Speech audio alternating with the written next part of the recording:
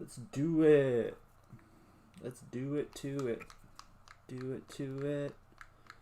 Doing it, doing it. We're painting, everybody. Hey, how's it going, heretics? Oh, I hope everybody is having a good day. Let me go ahead and move this out of the way.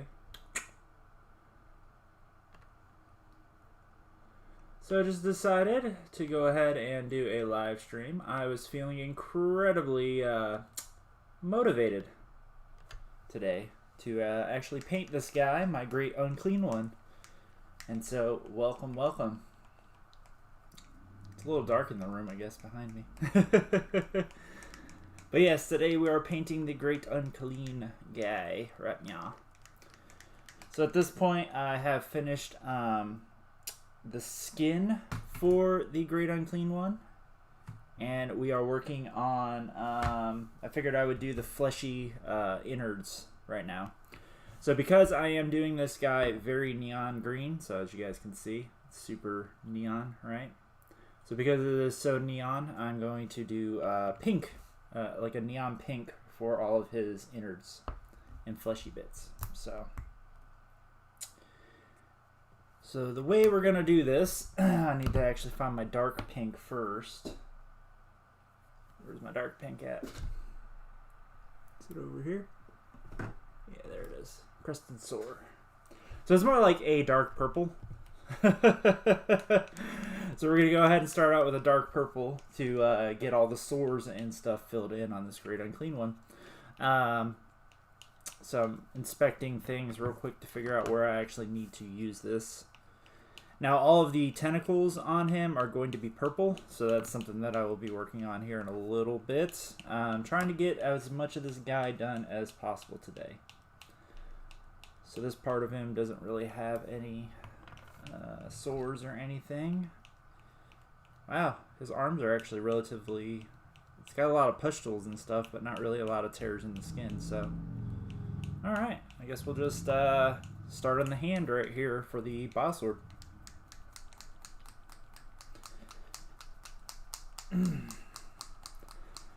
And so I know I am all here by myself right now, but I hope everybody is doing well out there in YouTube land for those who tune in at later times, because I know some people do watch these videos at later dates. Take a drink of my water.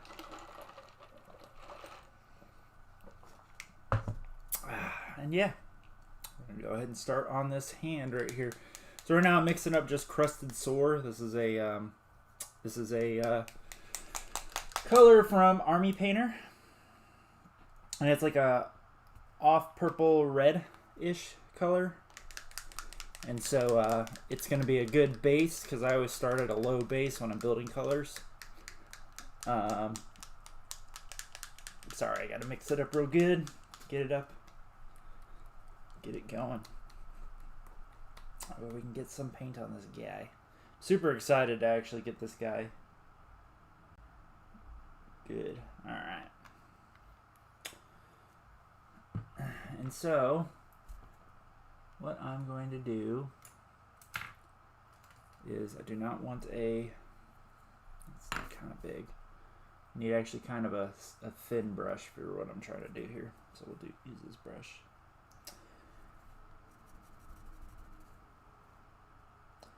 And so the paint is still a little too watery, so it's not usable yet. Where did I put it at? Try to mix this up a lot faster. A little paint agitator in here isn't doing its job. I need to get a paint mixer. That's what I really need to get.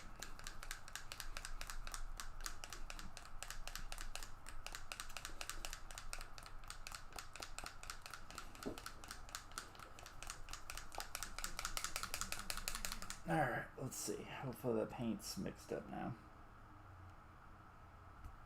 There we go. Doesn't look as watery now.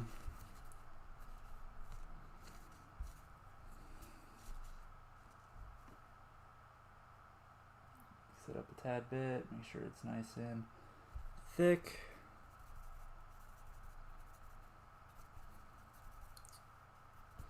So I don't know if it's gonna I guess it'll actually cover a little bit. Brushing on my hand just to kind of see how it sticks. Alright, so what we're going to do is we're basically just coming in here. I'm hitting up these sores. So that brush was not the right brush. It's not doing what I want it to do.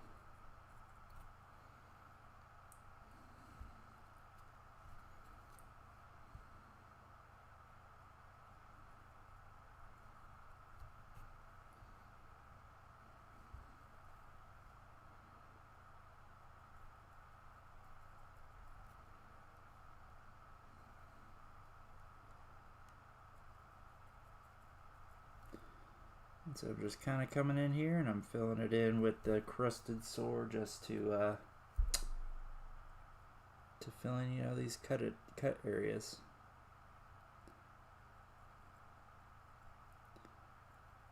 Just like so. Nice and easy, right? So there's the hand done. Now we're going to move on to the actual great unclean one right here. So sorry guys, let me adjust the camera a little bit so you guys can see him. And so basically I'm just going to take this crusted sore and I'm going to go ahead and I'm just going to kind of fill in anywhere that there's a cut in the skin. Now I'm not going to be like I'm not trying for complete coverage, right? And the reason being is that I kind of want some of this black poking through occasionally, you know? So I'm just going to kind of get it to where it looks like it's mostly filled in. Now, like I said, I'm going to make this super bright and poppy, because that's kind of the idea with my Great Unclean one that I was going for, is for just a dude that's incredibly bright. I wanted him to be very, very bright. Ah, crap. I'm going to knock over my paints. Yeah. Go ahead. Hey, thanks for the like, whoever did that.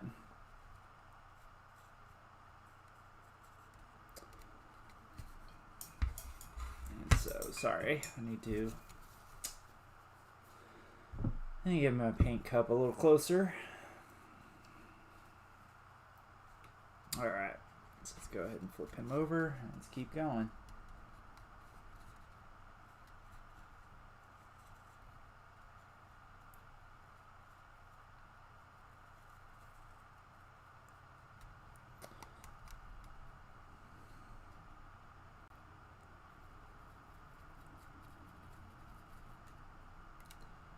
I'm basically just filling in all of these cut areas.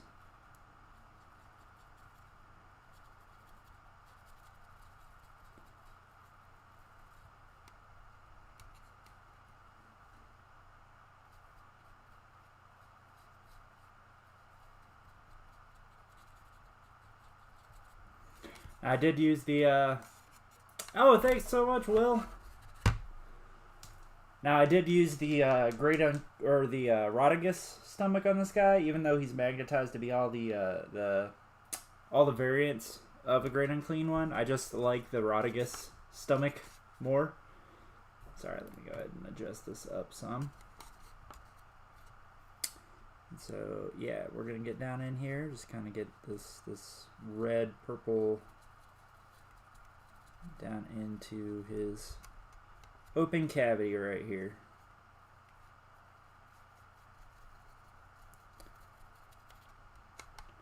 Now the build up on his skin did take about 3.5, 4 hours to actually get it to this point. So let me go ahead and turn him upside down, that way I can get down in here.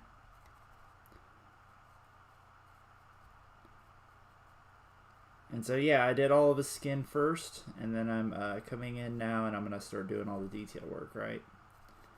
And so because the skin is done, I'm going to be very, very cautious to make sure I don't get anything on the skin, because I really don't want to try to rework back up to this bright green. So all these like little slits and stuff everywhere where I want to get more of this red down in there, I'm just going to hold off, and I'm going to use a smaller brush here in a little while to get down in there and do those. Now Now, you can see down in his stomach there's like a hand or something. I'm not really... Ooh, that brush is not good. That is a bad brush. Ooh, I gotta throw that brush away. Holy crap. I think I used glue on that brush. Alright, brush. Your garbage brush. There we go. This brush will work. So what I'm gonna do is I'm basically just gonna cram some of this red that this crusted sore that I'm using right now down into here, just to kind of at least make it look like I tried to put some paint down in there. It is kind of a lazy way. I put the whole model together, and I probably should have like sub-assembled this part. So if you guys are one of those anal people that you really have to paint like every little bit to a perfect level, definitely sub-assemble your great unclean one. But yeah, I'm just gonna get some red down in there. See, that way it's just looks like it's kind of painted, right? Because the neat thing is, one of the final steps I'm going to do with this guy is I'm going to use a hot glue gun and actually add more strips of like ooze between the teeth here. So you're not really going to notice down in there because there's going to be a lot of ooze in front of it. I saw somebody post that, and it's something I did with my mephitic blight haulers too. And it's a really, really cool effect. It's super easy. You know, literally you just take a hot glue gun, warm it up real quick, and slap a few strings on there, and then go ahead and throw some like Nurgle's Rot on top of it, and it turns out just very, very nice. Quick, easy effect for a slime effect between teeth, or you can use it for ooze coming down something. The biggest thing though is when you do it, you need to paint it, because otherwise it looks like snot, like just dripping down the side of a model. Which, I mean, if that's what you're trying to do, then it's good for you. But me, I like to make it look like ooze, right? So, but that's definitely not something we'll get to today. All right, so we've gotten down into that cut there. So now we're gonna get this cut right here on his side.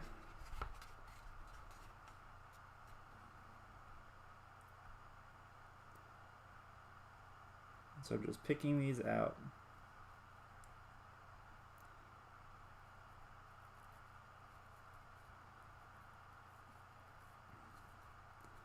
Now, one thing I am going to do is I'm going to add Nurgle's Rot around these cuts when I'm done with them, just to make them look like they're, you know, oozing.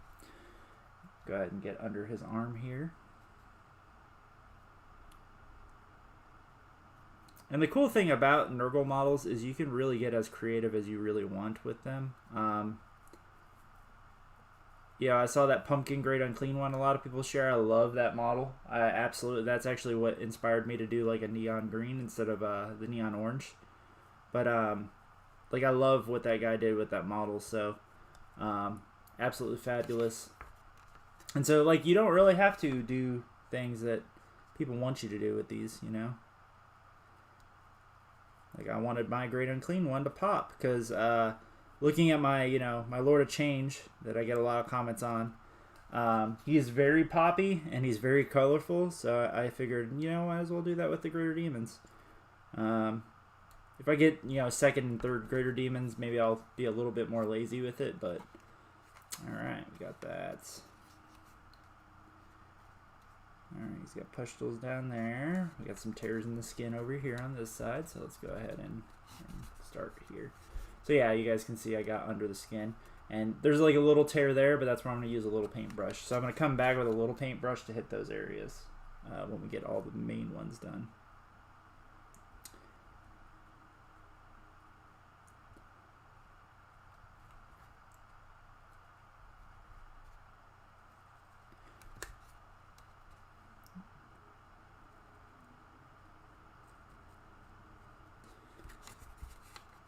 Yeah. So I hope you guys are doing well. Happy Monday, you know.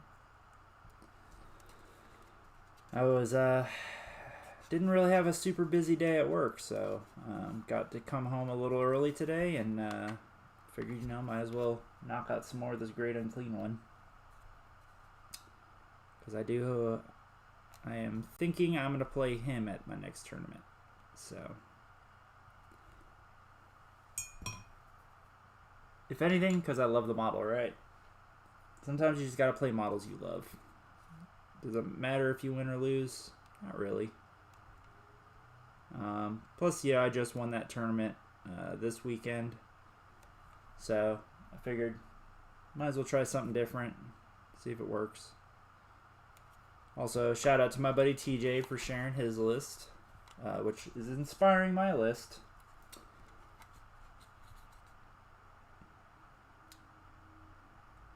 So we'll see what I end up getting done. So I'm just coming down in here, hitting all these tears in the skin. So right now, it's just basically blocking in all the base colors, right? I'm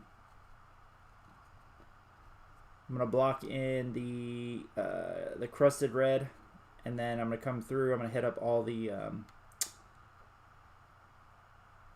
pustules and stuff like that, and then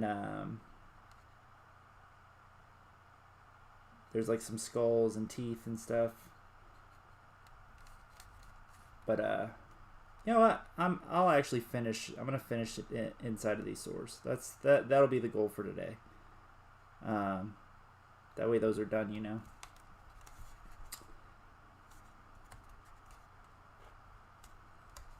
So yeah, we'll do that. Come over here, off to the side here.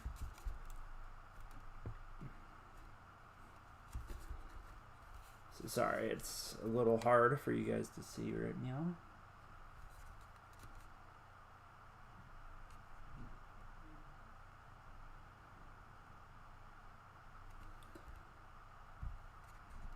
And yeah, we're just gonna get these tears in his skin.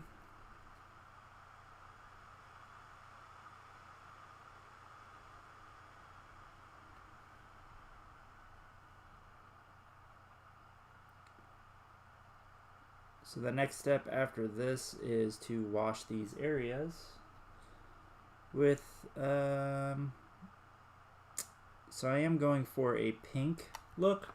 So I think I'm going to wash them with contrast pink, actually. Because what that's going to do is it's going to deepen the pinks as opposed to the purples. Because normally I wash everything with, you know, when it's comes to cuts and stuff with Druchii Violet, you know. Druchii Violet, I think that, whatever it's called. Yeah. Alright. Stupid camera. There we go.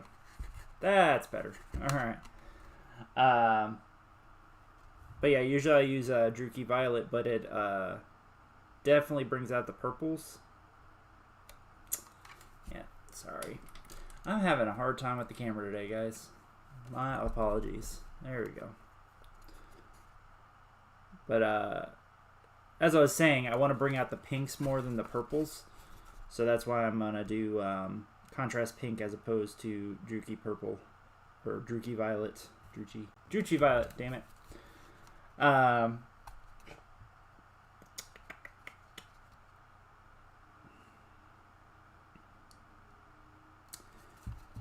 yeah, my normal method for doing like cuts and skin and stuff is Druchii Violet, and then I'll hit it with a pink, a couple pinks, and then that's that. Real quick, easy. It's actually I got that one from the GW app many moons ago, and still works. It works very, very well for cuts in the skin, but you know, we're evolving here and changing things up and doing things differently.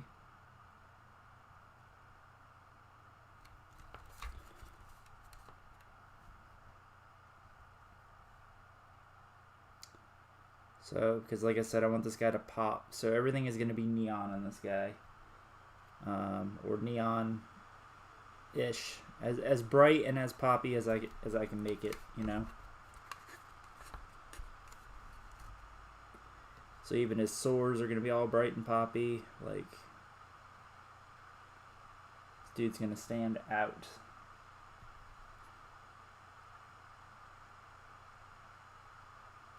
So even though there's all these like little pock marks and stuff everywhere all over him, I'm sorry guys, I can see that. There we go. We'll do it like that. That'll be a lot better.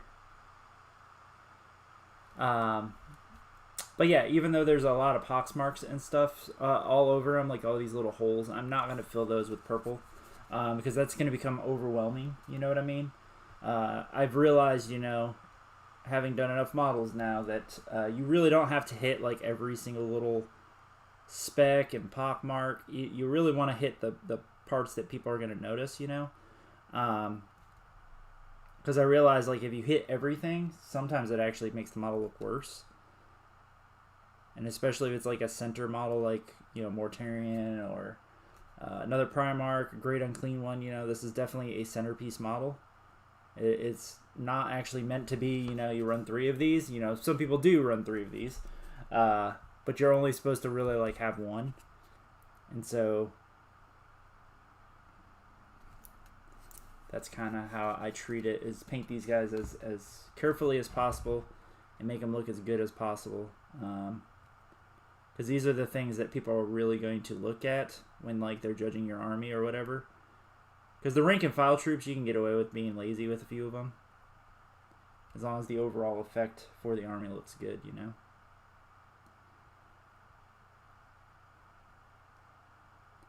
So beyond painting this guy, I've got to paint some more Nurglings. And yeah. Alright, we're going to get this cut on his little shoulder here.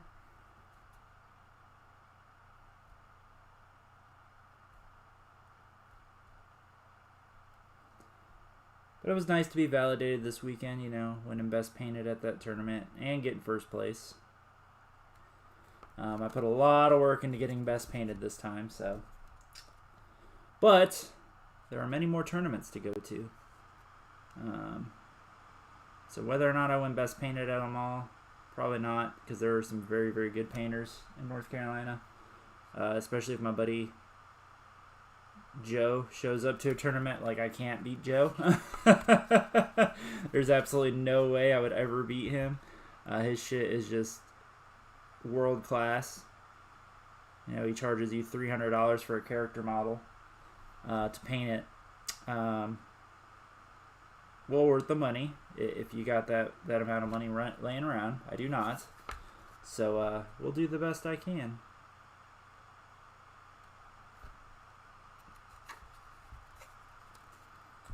So I think after I wash all this fleshy bit stuff, what we'll do is we'll pick out all the tentacles real quick.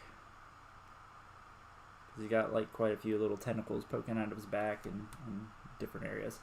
I'm going to shrink my little screen up here in the middle. There we go. So you guys don't need to see me as much as you need to see the model.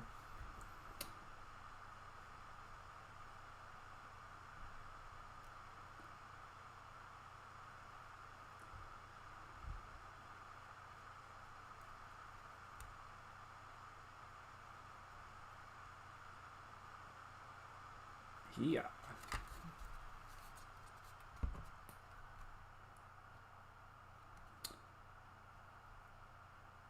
And so all the metals in this guy are going to be completely rusted out. I am not making any shiny bits at all on him. So the idea is to, you know, I'm going to base coat all the metals with just plain old lead belcher and get to rusting it. Not going to be any shiny bits on this guy at all. He's going to be super rusty and nasty. Because that's what he is. You know, he's a walking germ factory, basically.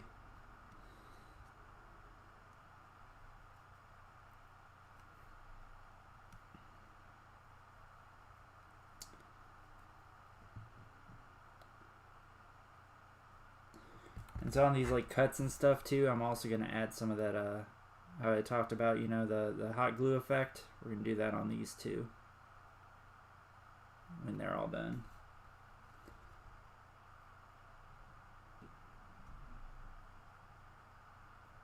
And that's not to really hide anything. It's just because it's a really, really cool effect. And it's great for like maws and gaping wounds and stuff. Especially slimy things, you know. Alright, taking a last look around to kind of see if there's anything else.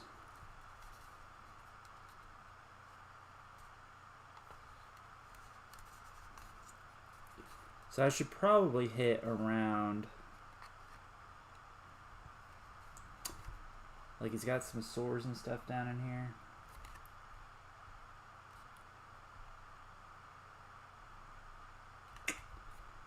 I'm not sure about that. Yeah, I guess I should.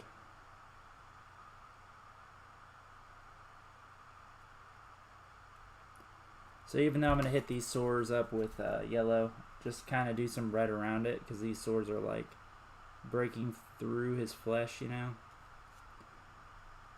Just kind of getting a little bit around this, because once I get to the yellow around these swords and stuff, I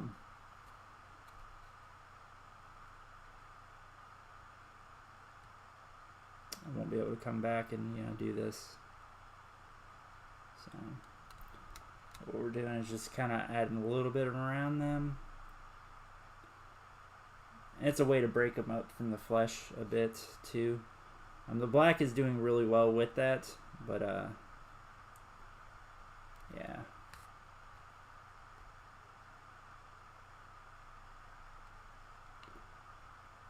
So I'm not too worried about getting the red on the swords. I'm more worried about, you know, veering off and getting on the skin. Alright, let's do that. So there's that part. So we'll come down here to this little pocket of swords right here.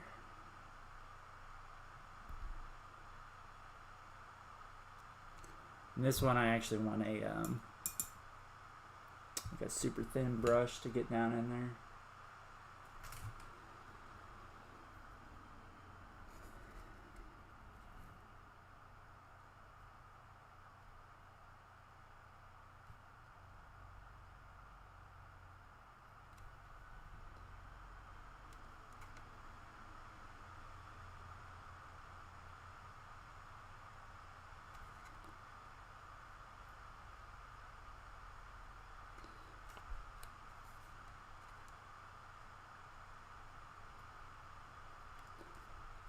Getting down around these swords real quick. I gotta kind of focus a bit, so I'm gonna get a little quiet for a little while.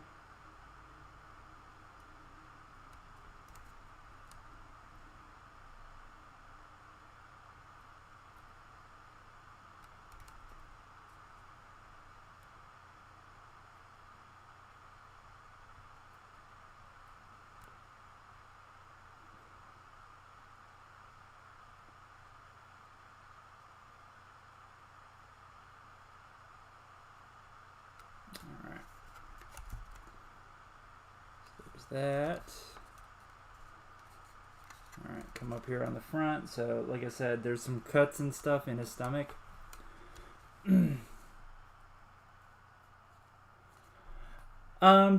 Good question. So I'm actually gravitating towards a, and this is part, it got my wheels turning with TJ. So, I was planning on doing Mephitic Blight Haulers, not the full 9-man. I was gonna do like 2 3-mans and like kind of dabble into some Nurglings and some other stuff. TJ just won an RTT with a list using a Great Unclean one and a bunch of Nurglings, like tons of Nurglings and some Demon Engines. And so the Great Unclean one is great with Demon Engines, just because, you know, he's another high toughness, hard to kill model running around on the field. You give him the 4-up Feel No Pain, and he just becomes a thorn in someone's side. He can heal himself or heal other, you know, vehicles and stuff. So that's kind of the idea that I'm going with. I need to finish painting up my Nurglings that I have, and then kind of work it on paper. I don't have 40 Nurglings to copy TJ exactly, because it's definitely a list that I would try out, just because it just seems very, it's almost very fluffy with the way that he used the Great Unclean one. But yeah, that's kind of the idea. But I definitely want to run the Bile Sword. I think the Bile Sword is really good. It hits really, really hard. A lot of people kind of ignore it because, you know, everybody takes the bell. So if I don't go with the Mephitic Blight Haulers, then I don't have to take the bell, and then I can just kind of gravitate more towards like a killy Great Unclean one. So yeah, that's kind of the idea. Yet again, this was definitely inspired by TJ. After TJ shared his list with me. So, his current new list, I should say. Alright, so... I actually need this purple. So, yeah, we got all the swords done. I'm going to go ahead and tilt this purple upside down while I wash this guy out. So like I said, I'm going to use... there it is. Contrast Voluptuous Pink. So like I said, this is to draw out a lot of the pinks in all these cuts that I just painted. And so I do recommend when you are using contrast, actually I do need to hit this up with some colors real quick. So if you guys notice, I have a bunch of, I've got the bell, I've got his head right here, and all the basic weapons. You know, I've got his dagger arm and stuff. Reason being is that, you know, when I do something like this, I like to paint all the pieces on all the different bits. That way, if I have to stop for any reason, you know, something happens, I don't have to come back and try to figure out where I was at. Now, I know a lot of people have paint logs where they write down, like, how they painted a model and different things. I'm really bad about that, so I don't write anything down. So usually it's off the top of my head, where I have to figure something back out when I do something. I do keep it in my head though. Like, I'm pretty good at remembering how I did certain things. But I definitely have to rediscover sometimes. Like, how did I do that? So I should, you know, not be lazy, but I am. Because I do have a book specifically to do that, where I write down the color combos and stuff, but yeah, I just haven't gotten around to it yet.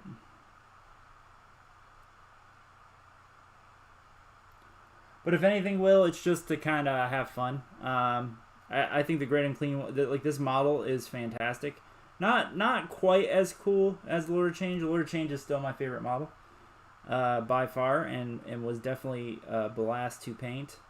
But yeah, I'm definitely excited to get more Greater Demons on the table. I think Greater Demons are a lot of fun. And then, you know, your opponents like to see them too. Because it's something different, you know? I think big monsters make the game much more enjoyable. Because while we all like killing rank and file dudes, it's nothing greater than, you know, killing a giant monster that's coming at you. Alright, so I'm going to go ahead and just kind of hit up the down here where all this these tentacles are ripping through his skin.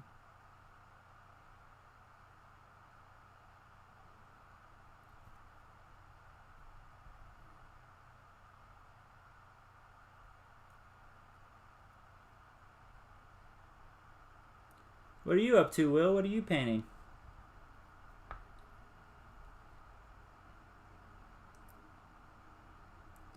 Looks like you're going to be my paint buddy today. Seen a few people hop in and then hop back out, which is cool. I'm not for everybody.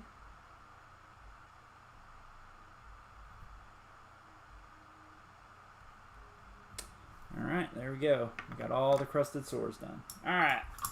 So normally I would water down my contrast before I use it, but I really want to kind of deepen, like I said. The whole reason I'm doing this is to deepen the pinks. And so, but I will not use a lot of this, and we're just going to kind of gently go over the areas that I hit with the crusted sword. And this is just basically going to fall into those deep crevices in these cut areas and just kind of draw out the pinks so you guys can see, you know, it's just much more dark pink now. And then I'm going to come all over this guy, and we're going to do the same thing. Now, contrast is something that I'm loving more and more and more. I think a lot of people like misinterpret the way that you're supposed to use contract. I definitely did initially when I started buying it. You know, I bought it initially to, you know, I'm gonna get all these plague bearers done real fast. I'm gonna get this done real fast. And you can do that, but actually the contrast is fantastic for, like, you use it like a wash, you know. So, for example, if you're going to paint a full model just with contrast, you do it like you would wash paint something, which means you water it down. You don't want it overly thick. You water it down to whatever the transparency is that you want for the color you want, and then you can slosh it over models. But the thing is, you still have to build it up just like a normal color, right? You still got to do highlights, you still got to do lowlights. Your base color still matters. So I think it's an enhancement to the way that we paint. It's not like a replacement for paint, if that makes sense. So, but yeah, I found more and more that I love using contrast as actually my wash for a lot of things, because as you guys can see, it's just deepening up this pink, right? And that's all I wanted to do, is just deepen up the pink. I don't care about anything else. It's not painting the whole model. So, oh, okay. Yeah, no, great unclean one with a bunch of beasts. Actually, it just won a RTT in Australia. But his list was literally Horticulus Slummox, a ton of beasts and Nurgle, a great unclean one, and or no, it was a GT. Sorry. A great unclean one, and a ton of beasts, and I think he had a unit of flamers in there somewhere, and a couple like minor HQs. But yeah, it was a really cool list. I like it. We are seeing more great unclean one lists running around. I obviously don't have beasts of Nurgle or anything like that, so I can't run anything similar to that. But I can definitely see the viability in that, you know, because that list did use the Bell Great Unclean one. That's definitely a board control style list. The majority of his points were spent in Beasts of Nurgle running up the field to kill stuff off objectives and just kind of exist on objectives and dare you to try to get rid of them. So, but hey, obviously it worked, right? But yeah, we're definitely seeing a lot of Beasts of Nurgle running around, and like I said, now more Great Unclean ones. So it's definitely a viable build. I see a lot of people playing with Beasts of Nurgle now. My biggest issue with them is, you know, the official models cost a lot, and quite often your alternate models you're not allowed to use at a lot of events. So I'm not really going to invest. I'm definitely not going the Beasts of Nurgle route. If I did do that, it would probably be like buying recasts of Plague Toads or something, and then using those. Because it's still like $40 for 3 Plague Toads, but you know what? That's at least 3 models, you know? And also I like the Plague Toads a lot more than the silly Beasts of Nurgle. But no, awesome, man. Awesome. Yeah, you gotta get those PBCs done. Everybody needs 3 PBCs. Seriously, that's like, anybody who asks, what should I buy for Death Guard? Buy 3 PBCs. That should be your number 1 model. And then from there, you can branch out to whatever the hell you like. Because a lot of things are good now. But definitely 3 PBCs should be your number 1 purchase. I tell most people to get like at least 1 Foul Blight spawn. That should be like your number 2 guy. Because they're so good. So yeah, as you guys can see, you know, you can actually see the difference between these pinks and then the dark pink here. So see? It's actually a big difference because we're drawing out the pink more. This is going to end up being like neon-ass pink. Like, it's going to be bright when I finish with it. But this is just kind of a way to deepen the dark recesses because, you know, I had to fill it in a lot. So unlike the skin where we get a lot of this contrast with the black, from the undercoat, I have to build that into these cuts, you know. And contrast is really good at creating that. for cheap and easy. I do. I am a big fan of contrast. But like I said, you just can't use it to slap it on models. I've done it. My second unit of Plague Bearers looks absolutely awful, and they're not even remotely close to done. Because I want to repaint them. I basically did the contrast, and I was like, oh, these look terrible. And then that was that. Since I've slapped the contrast on those guys, I definitely have learned a lot, and I've painted a lot of models since then. So I think I could go back and make them look good, but yeah, you definitely learn from your mistakes, right?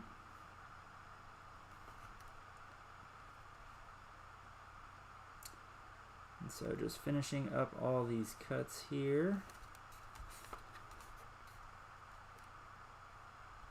Oh, I thought I had hit something. I always hate when you feel like you hit something on your desk and you're like, ooh, what was that? Alright, getting down into these cuts here. So thank you guys so much for joining me. I was kind of trepidatious of doing a paint live stream today, but you know what? It enhances my painting by holding me accountable.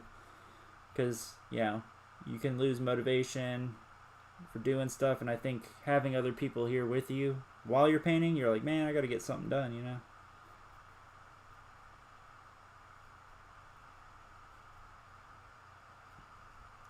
There are many painting channels out there, but I'm glad you guys chose to stick with me. Alright, so as you guys can see, now we've gotten all the pinks done on the Great Unclean One's body.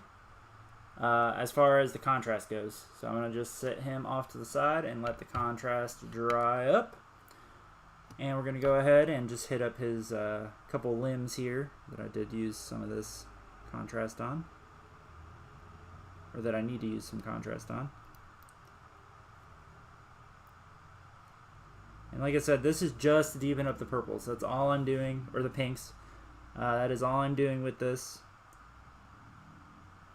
Oh, my wife's calling me. Give me a minute. Hey, what's up, wife? Oh, okay.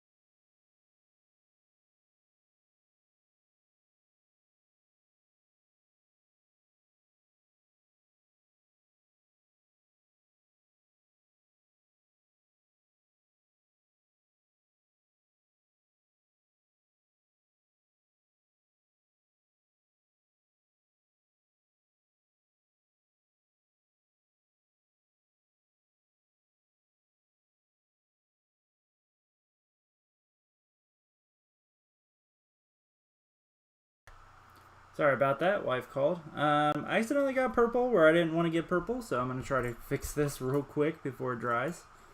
I'm just going to take some water here and smear it down in here. Okay, I was able to get it. So yeah, a good way to fix your errors when you guys mess it up, which I do quite a bit, is just kind of take a wet brush and hit whatever you got the paint on, and then try to dab it off with like a wet napkin, so you guys can see like there's a minimal amount of purple there, but it's not enough to really detract. So now we're going around while that is drying. I'm going to go ahead and hit up all the tentacles on him. So I'm using Alien Purple from Army Painter. Reason being, it's a very cool looking purple. And it stands out very, very nicely against the neon green. So once again, these tentacles will be super neon when we finish the Great Unclean one.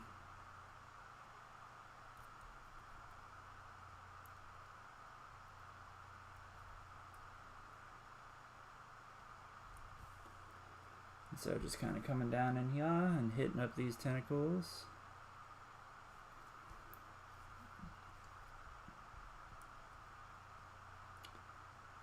Down here on his neck, he's got some. So he's got some maggots like falling out of a cut here. I don't think I'm really going to paint that. Maybe I should. It's not that hard.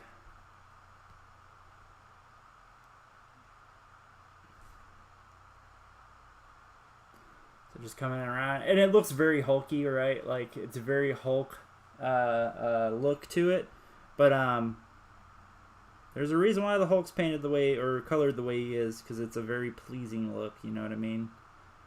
Kind of like Donatello from the Ninja Turtles. And so he's got a little tentacle up here on his forehead, just kind of coming out here. Is that like a... Yeah, that's not like a deep cut on his forehead.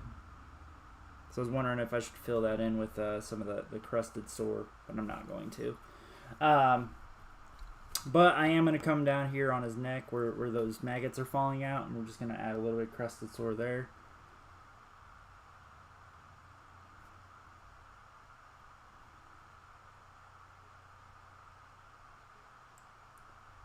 Kind of fill that in, you know, hit up these maggots falling down his chin. I'm not too worried about making those guys different colors, you know. And then he does have a crack coming through his skin here. I'm not going to color around that red because I think it looks fine the way that it is, you know what I mean? So, yeah, we're going to go ahead and just sit that off to the side. We'll let that dry up. What will we say? You're terrible at getting paint done, trying to upgrade from 3 colors and finish off a lot of your stuff. Yeah, no, it's true. I just found, like, you kind of gotta paint when you feel like painting. I'll go through feast or famine, style, you know, things.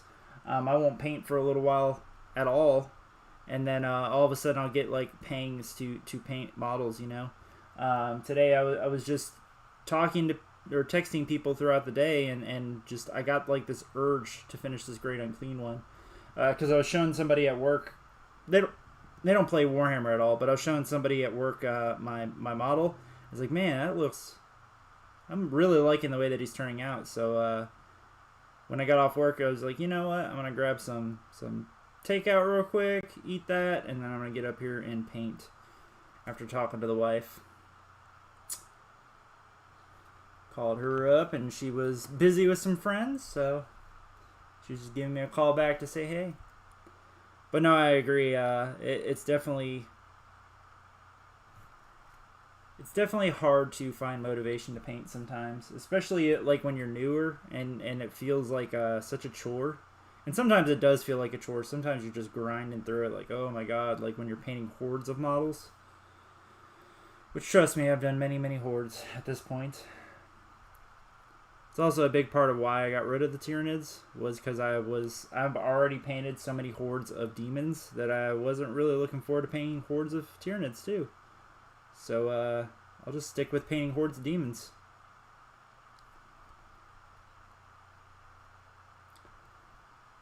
And so right now, just painting all these tentacles coming out of his arm.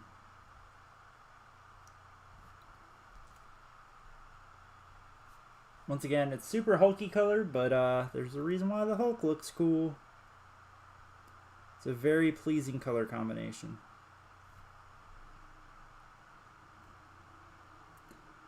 And so once again, this guy is going to pop. He's going to pop so hard when I'm done. Like, this guy is going to be like a neon sign. That is the goal. It's just to make him just this very bright looking model.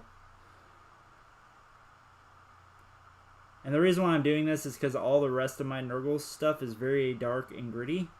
And I figured it would stand out very nicely against that. I do have a few Nurglings that are painted very brightly. But, like some neon Nurglings and stuff.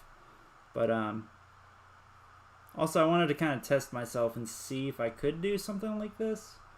You know, I was able to do the Lord of Change and make him pop really well. And I really liked how he turned out. So I was like, you know what, we're going to try this with the Great Unclean one. The Bloodthirster I've got that I did the base coat on. I don't think he's going to pop, though. I don't think I'm going to go all bright red with him, you know. Oh, no, I agree. Yeah. Plague Bears are, ugh. That is a grind for sure. Alright, now we're going to come back over to the Great Unclean one, and we're going to hit up all of these tentacles. So I really don't have a lot of this this alien purple, really. I'm just kind of coming around it and just hitting up all these tentacles.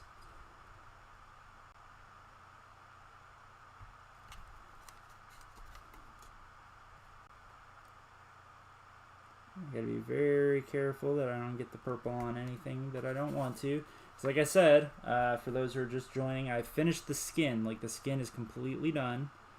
I can go back and color correct, you know, but the less I have to do that, the better, in my personal opinion.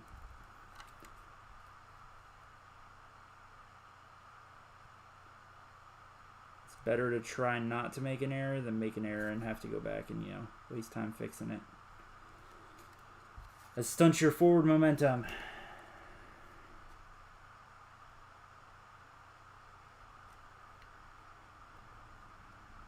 So we're just kind of coming around here. And this is also my way to just kind of keep pressing, you know. Some people will sit and wait for, like, you know, washes and stuff to dry. I'll actually move on to either another model completely, or I'll move on to a different part of the model. That way, you know, you can continue doing it. I actually usually have like 4 or 5 models sitting around me at any given time, just so that way, like, if I'm waiting on something like to dry for a while, I can just literally pick up something else and keep painting, you know. Reason being, you don't want to waste that motivation. And when you start waiting, then you pick up your phone, start doing other things, and then you start losing that motivation real quick, you know. Starts feeling more like a slog, and then blah, blah, blah, blah, blah. It almost sounds like I've done that before. But also when I start doing these live streams, this also keeps me, you know, honest. Because, you know, it's very boring to see me sit here and text on my phone or something. So I feel the need to just keep painting, keep talking, until we get to a good stopping point, you know.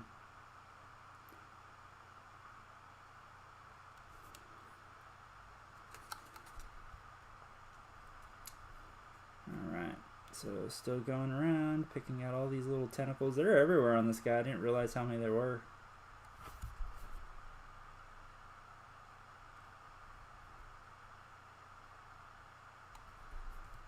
There's a tentacle down there.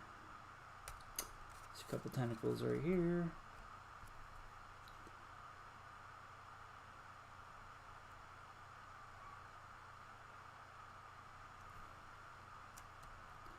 Got a couple more tentacles over here.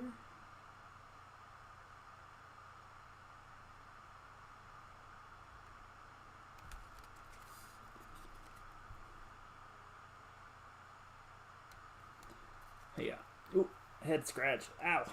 Alright. Come up here on his back. He's got a bunch of tentacles up here.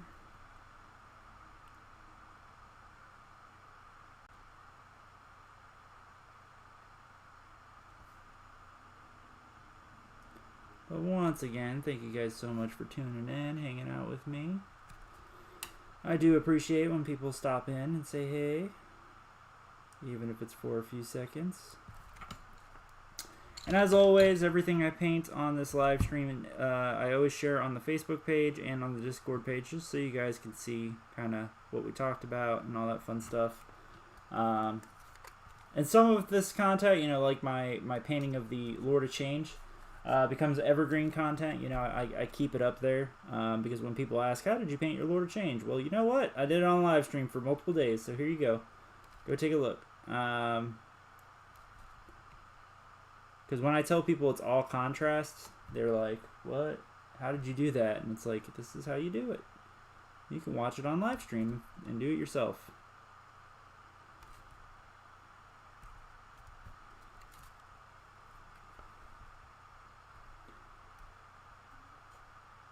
But the neat thing too about stuff like contrast, you know, back on that topic, is it does build confidence too. You know, there's a lot of people out there that just feel like painting is such an overwhelming task, and you know, once you paint your first full model to like a decent standard, it actually drives you to paint better and paint more. You know. Start looking up new techniques, you know, how did somebody get that done, or what effect did you use for that. So me, I'm one of those people, I wait until like it's something that I feel like I want to do, and then I'll look up how to do it. But because I don't like just store a bunch of random knowledge. I'm one of those people that brain dumps very easily, so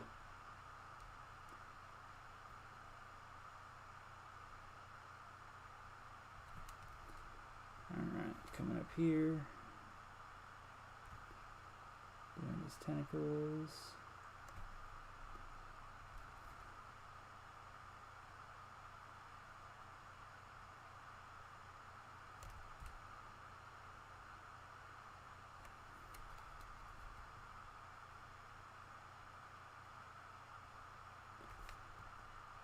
Hitting this up right there. Alright, got a few more tentacles up here on this arm.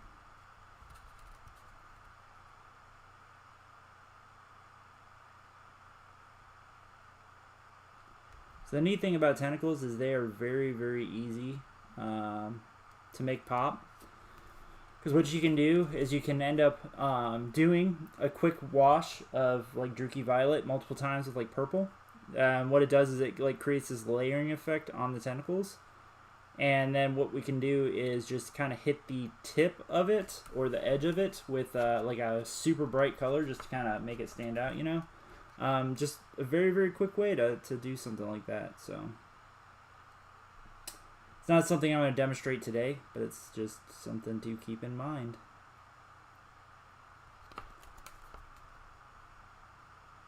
So like I said, today kind of the goal was to get the fleshy bits done, but now we're doing tentacles. So I've definitely I've gone off the rails already, guys. We've already gone off the rails.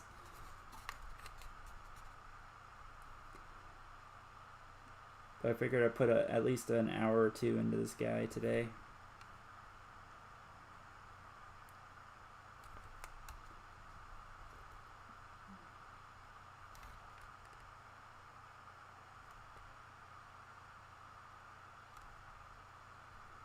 Alright, there's that.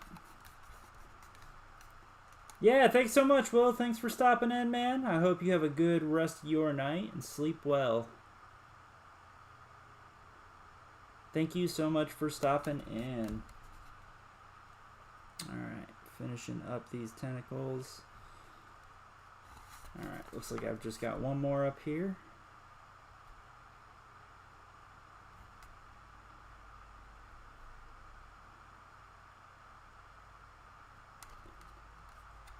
Thanks, man. I will try.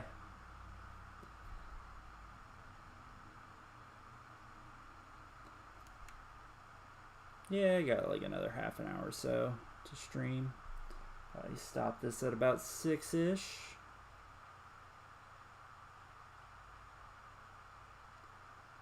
But definitely making good progress, you know.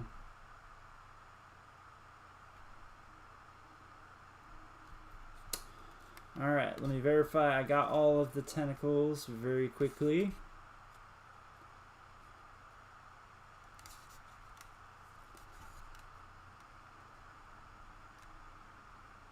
Is that a tentacle that's coming out of him?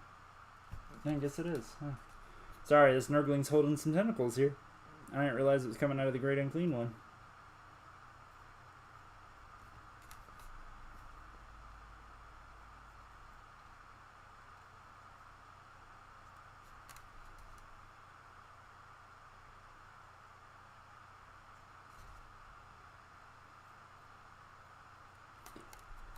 And so I'm also finding that I love base coating things black now. Is becoming my new favorite thing. Unless I want to do like my my contrast red Chaos Space Marines. Those are still getting like gold or white, but all right. And so you guys can see here, you know, we've hit up all the tentacles. All the tentacles are now purple on this guy. And so we can move on to the next step. Now let's verify that I got all the tentacles on these bits too. Reason being, I don't want to move on and, you know, find that I've completely forgot something somewhere. This tentacle is a little not dark enough purple, so there we go. Got that. Make sure his head is good. And he's got a couple tentacles that need hit again.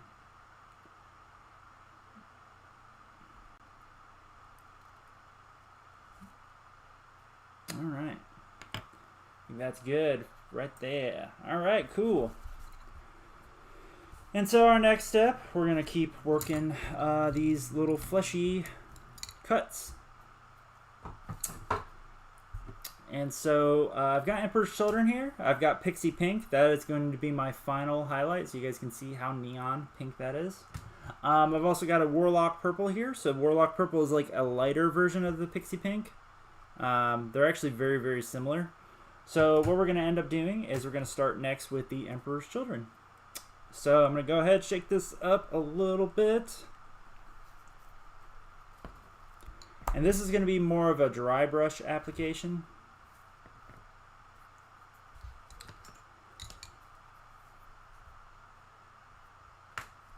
And more like line work. So what we're going to do is we're just going to kind of take a little tiny bit here.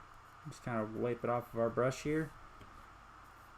And then just kind of lightly hit over those crusted areas.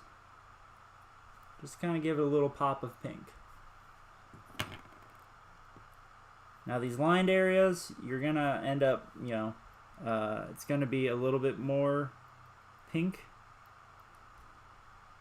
But I'm going to make sure that I don't like completely cover up the crusted sore areas. Because what it does is it creates that depth where it's like different varying tones of the red and pink. So I'm just kind of getting down in there. Now it really depends on what you guys are trying to do. You know, here I am definitely going for like hyper colors. So, you know, for some people, this Emperor's Children might be like the highest pink that you, or the brightest pink you might even ever be willing to go. But, yeah, we're not going to stop here. We're definitely going all the way with the pinks today. So there we go. Hit up all the cracks in his arm there. And we're going to hit up this arm right here.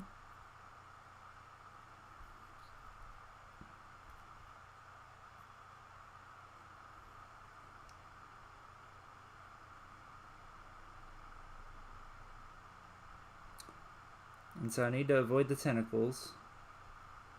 So I'm just kind of dabbing around the tentacles, the bases of them.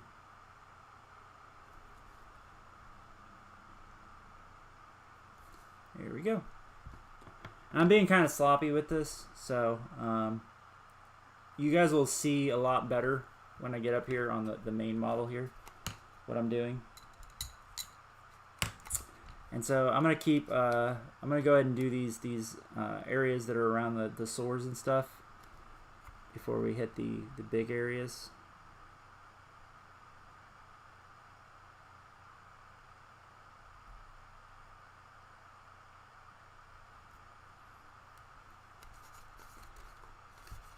And I'm like literally just barely hitting this stuff. So you can actually probably see a little bit more right here. What I'm doing. It's almost like I'm drawing dashed lines throughout the cuts, you know.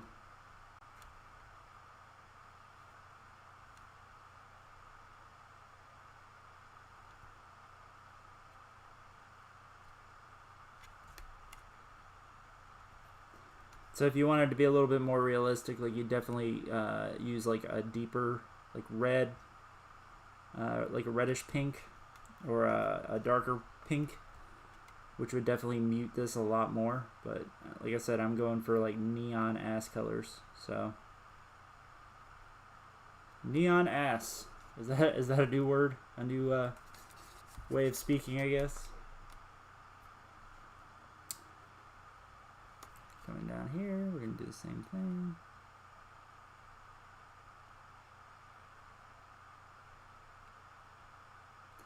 And the cool thing too is once this dries, you know, the pink's gonna kind of blend in a little bit with this deep maroon red.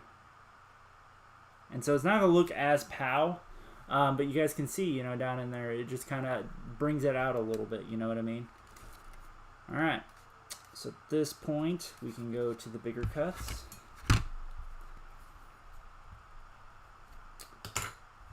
And so I need a stubbier, more sturdy brush here, because we're going to do more of like I said, more of a dry brush style.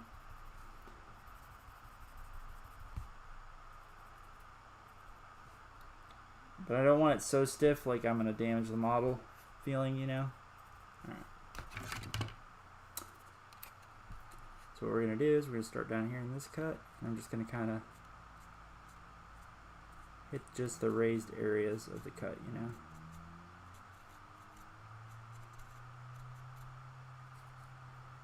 And see, now you got this nice dry brush down in there in the cut.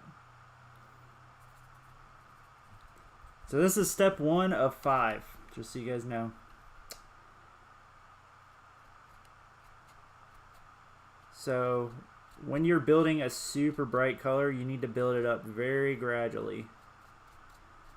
And so we're going to do multiple layers, and I'm going to show you guys how I do it. It's exactly how I did the skin on this guy. So you build up from like the lowest value that you can, and then you're building it up. Now I am going to hit back here in this little area just somewhat, just to kind of brighten it up some in the back. I'm not too worried about the back for you guys joining. We're going to actually add like some hot glue and stuff around these jaws to kind of like hide the back there. But yeah.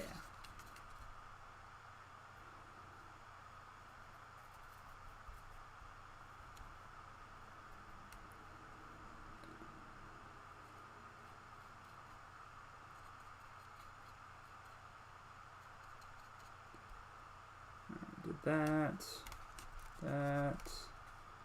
Gotten that. Alright, let's come up here to this. That cut right there. We can get under his arm here.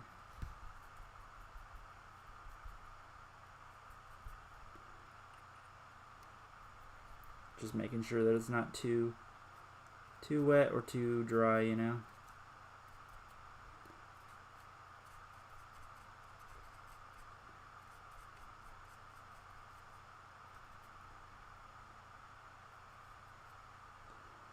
Alright, got that. Dab a little bit of this up in there.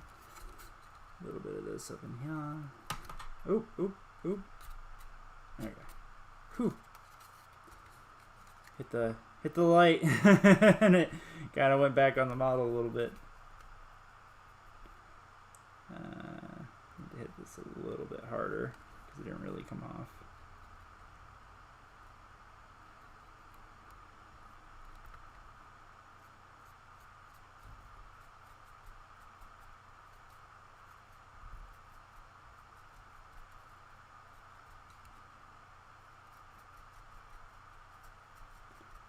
So like I said, this is step 1 of 5. I'll show you guys as we go, because we are building this up to a hyper neon color. It's like I did the skin here. Now the reason why I'm doing the cuts next is because it's the parts that I need to get the brush down into more, you know. All the raised areas like the tentacles and stuff, that's easy to finish up. It's these areas where I have a higher chance of messing the skin up that I want to get done first, you know.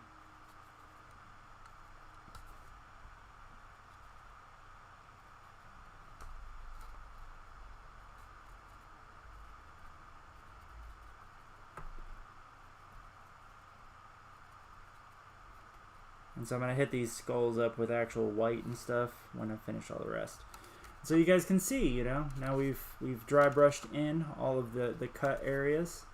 Definitely starts making it pop a little bit more. But we have many more steps to go. So the next step is to find your next shade of pink. So that's going to be my Warlock Purple, right? So this is more like, it's a little deeper than the Pixie Pink. Pixie Pink is like our finishing color, right? And so what we're going to do, going to mix this up. I count to 100 in my head. So I apologize, guys. You're going to hear us shaking for a little bit.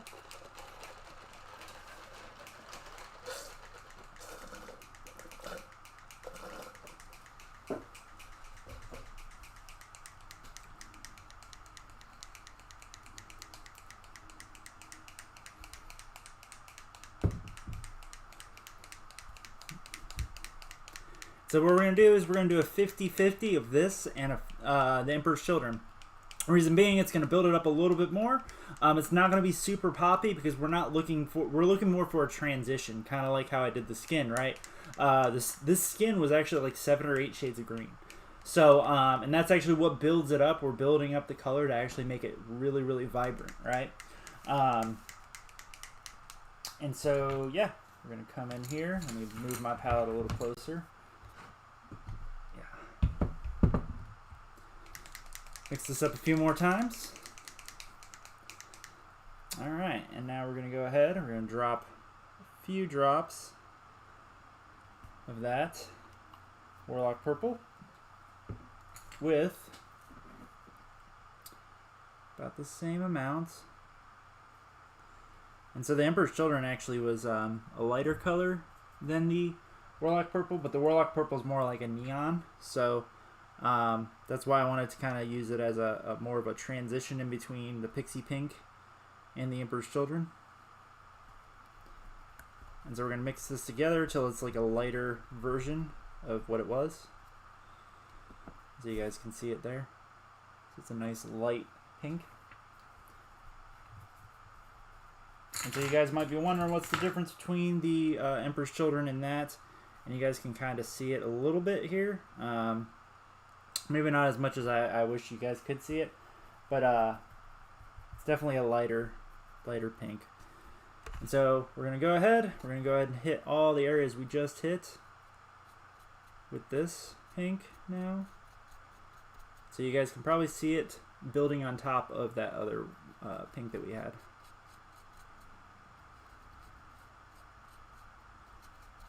So for this step, you can go a little bit more hog wild and get a little bit more of it on things. Hey, what up, Dave? Nada, just painting a great unclean one. How you doing? And so we're just coming in here, and you guys can see, you know, we're building up the pinks. The pinks are getting a lot more pink. So I'm gonna hit up all the cracks first. And then I'll do all the little nitnoid stuff next.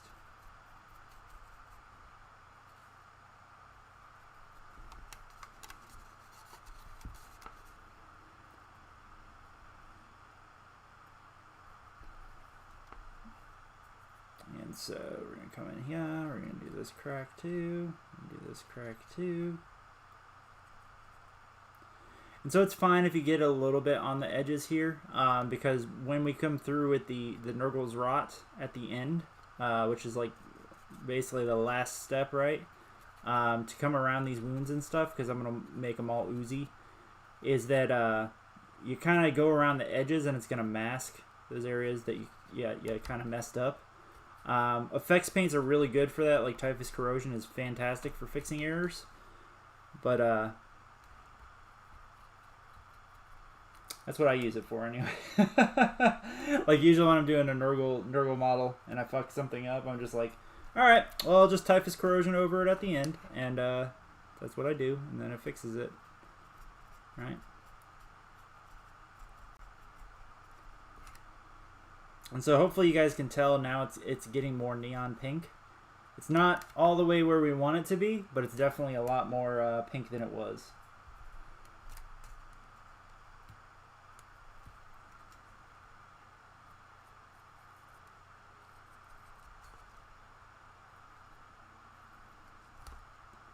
And coming up in here. Up in here. So at which point I've only got 2 more pieces that I gotta hit with this pink with the big brush. Oh, I missed this hand before. So I'm just gonna kind of come in here and do this.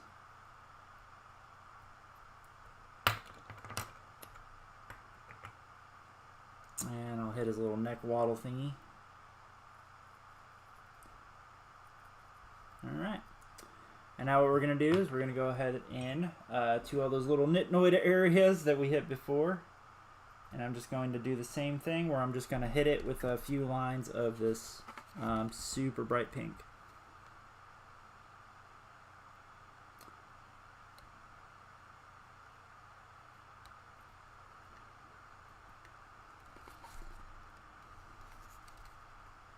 And this is also where you can like hit in like between these little fold flaps here, where I couldn't really get a brush in before. Just to kind of get a bit of brightness down in there.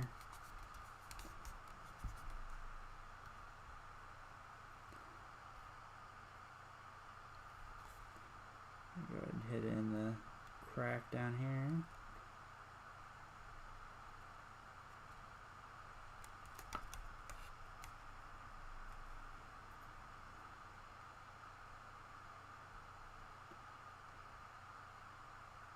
So like I said, down in these cracks and stuff, I'm being kind of sloppy and just kind of going around randomly.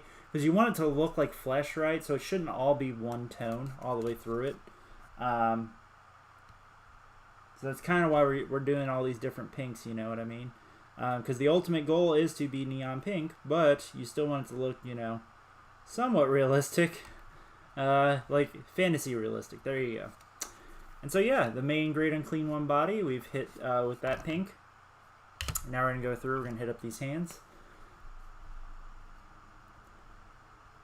So, Emperor's Children was my my first highlight on these. So now I'm doing a mix of Emperor's Children and Warlock Purple from Army Painter.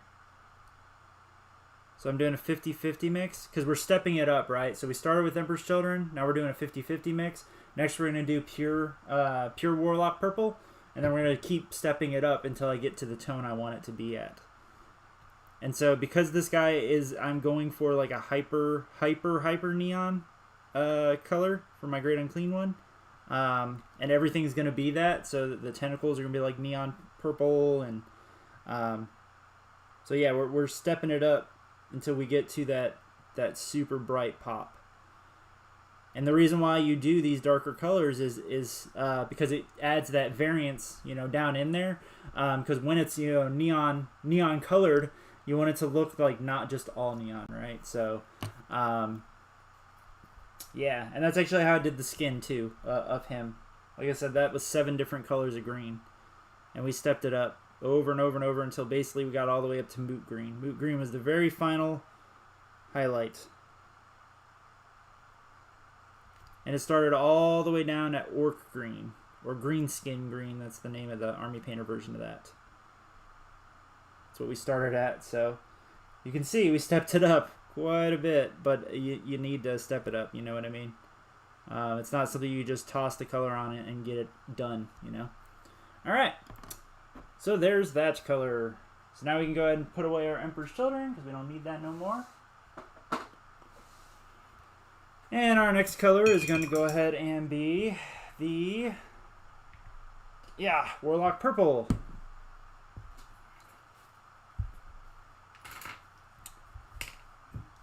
And so this is where I'm going to need my other brush again. Oh, what did Dave say? He said something else. Not much. You just had saw the arms for one of your Blightlord Terminates. Switch them to a flail. Oh, okay. And thank you. I'm glad my Great Unclean one is looking fine.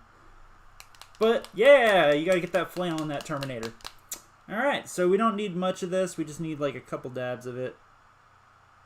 But so you guys can see, you know, I'll show it to you guys on the palette. You guys can see the obvious difference in color here. I know on the camera it might not stand out too much to you, but this is definitely a more of a brighter pink. And so, yet again, we're going to go ahead and grab our model, and I'm going to go ahead and hit these swords with this more neon pink.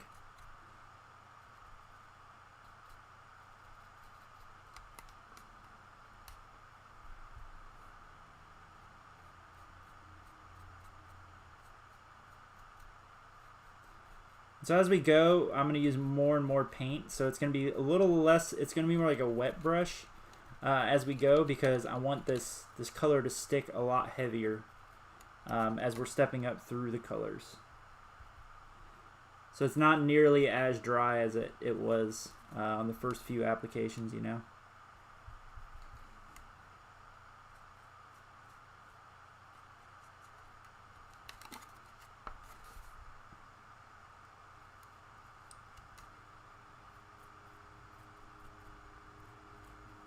So we're just coming down in here, and we're just hitting up all these areas, all the raised areas, just trying to make it super pink.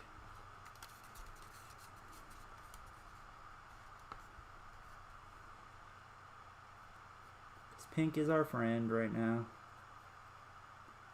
And the cool thing is, too, you can also use this, you know, to paint Emperor's Children for like hyper pink armor, if that's what you want to do. Which looks glorious on Marines, by the way. Pink Marines actually look very, very nice. Because they just pop, you know.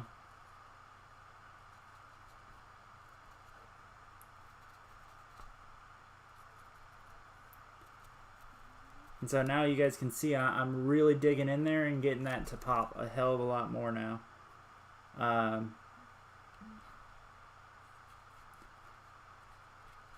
Because this is where we're trying to just make it just bam, like look at this pink. Like look at it. Just look at the pink. Trying to slam someone in the face with some pink. That's what I'm doing right now. Hope everybody else is out there painting something cool. But I had an option. A few of the new models for the channel came in today, and then it's like, you know what? Let's paint some Great Unclean one. Because I'm hyper motivated to paint this dude. Because I just, not only is it fun, I love the way this model is turning out slowly. So now I'm going to go ahead and hit up his little maggots here on his little neck thing. Hit up those two swords on his hand real quick.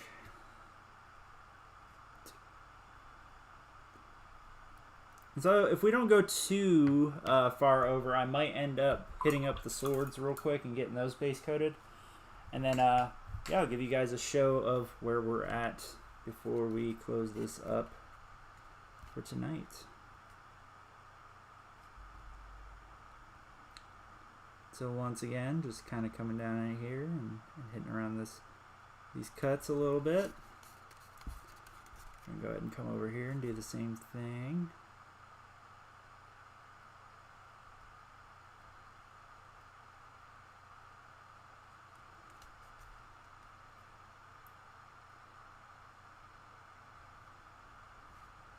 It didn't look like I got enough down in that cut there, so.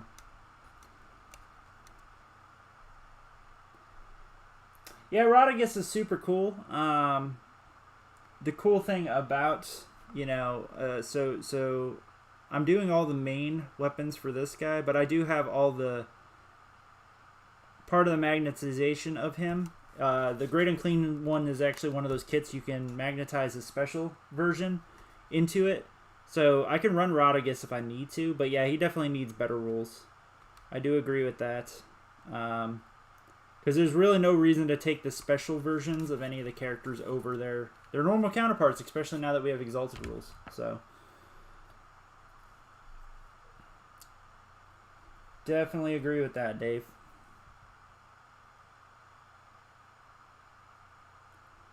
So now we're coming down in here again, getting this neon down in there. Boom. Get that up. We got those done.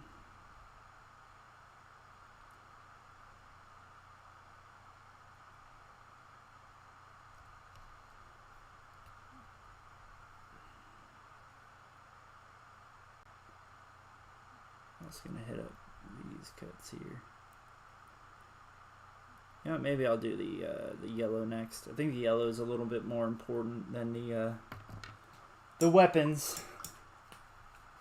Alright, so next we're going to go ahead and we're moving on up to the 50-50 mix of the Warlock Purple and the Pixie Pink. So Pixie Pink, like I said, is going to be the final color. This is like hyper pink. Not quite super neon pink, like not as neon as I would like it to be, but it's definitely my most pinky pink that I have. I mean, I do have Fulgrim Pink, but this is more powdery pink. It's not... I brought that out just in case I might need it for something, but I don't think I will. It's good to like dry brush over something, like if you want to do more of like the edge highlighting style, but we're doing like hyper colors, so I don't really want to dilute that with that. Yet again, gonna count what I'm mixing, so sorry. I know you guys can hear me clicking it around.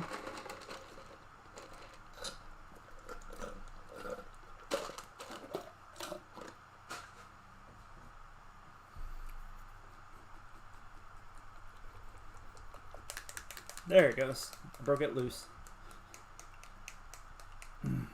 Oh yeah, it's super soft pink. It's not what we're trying for. It's great though. It's a great color. I use it for a lot of different things. Like when I'm doing my Zinch stuff and I do pinks, it's actually one of my highlights for that. But yeah, I mean we're going for hyper colors, you know. So oh, it's all good, man. I get it. I get it 100%. So yeah, we're gonna call this about half an hour. I'm gonna go off, talk to the wifey, watch some TV, relax. Yeah, we got some work done on the Great Unclean one, and that'll be great. So, all right. So now we're gonna do 50-50. So like I said, we're gonna go ahead and do like 2 or 3 drops of this Warlock Purple.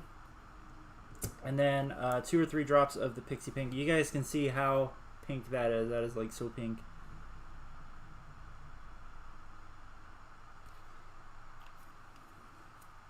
It is the pinkest pink of pinkdom. And so it's not hyper fluorescent like I would love it to be.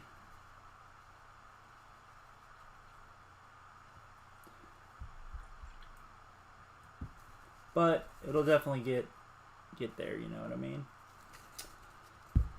But yeah. So once again, we're just going to dry brush it off. Check it on my hand. It's not enough. There we go. And so once again, let's grab the Great Unclean one. And so this is going to be... You guys can see just how poppy this is now. Like, we're getting there. So poppy. So pink.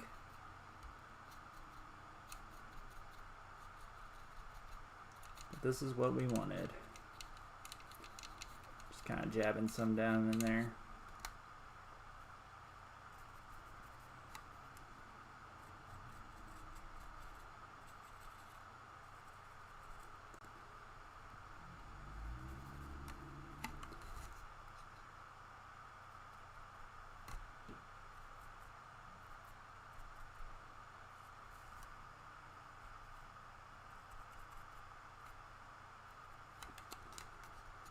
Get it up there. And we're going to come up here.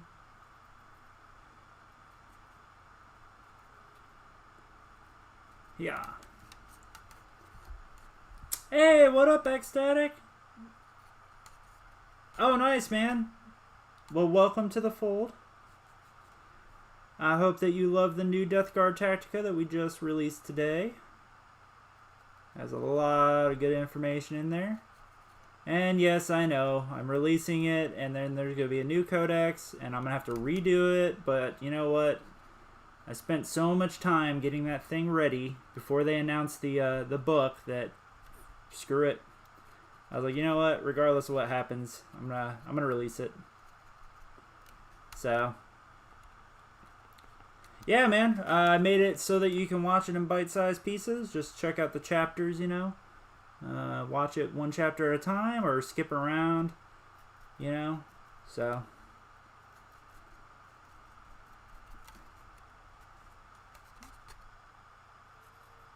but it definitely was. I love talking about tactics and strategy, so I get very excited. I'm a very excitable person when I talk about stuff like that.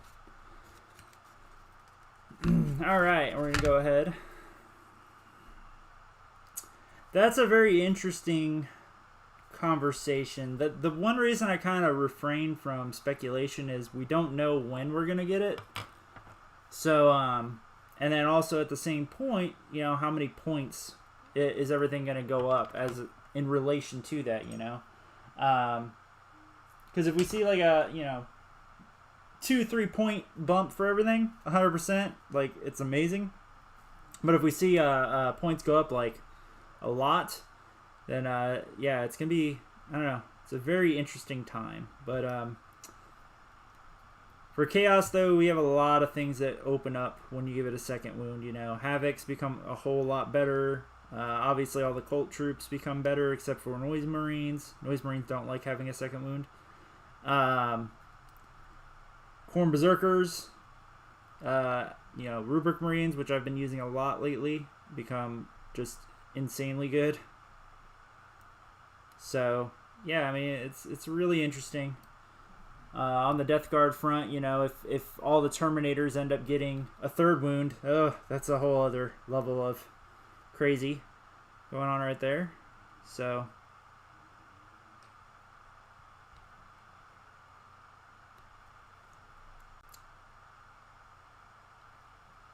I mean, yeah, man. So right now we're just building up these pinks. I'm just coming in and just kind of hitting around all of these areas. They're going to end up going up to 40 points per model. That's funny. I don't think they're going to go up that much. But they're definitely going to see an increase, you know what I mean? I'm very curious to see how much, because the conversation definitely gets swung one way or another depending on how much they decide to, you know, bump prices of the Space Marines and the Chaos versions, you know? Alright, we're going to come down here. I think this is the last area to hit.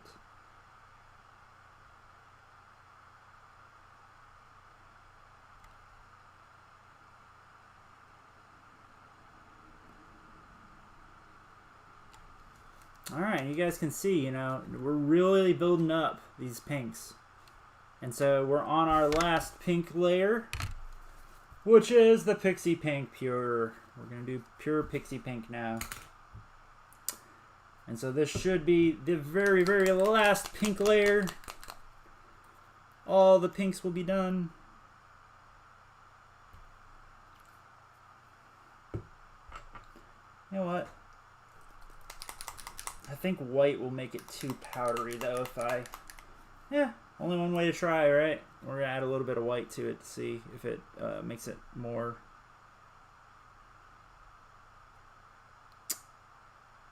Crap. I need to mix it up some more. Sorry, guys. I'm trying to see if I can make it even more light. Mixing up that white real quick. No, I'm not going to. The contrast that I used earlier was for the shading it. And so yeah, we're building it up to a hyper color. Like I'm not, usually shaders are used to draw something down, and I'm not looking to do that. I'm looking to make it just bam, you know? Like kick it in the face.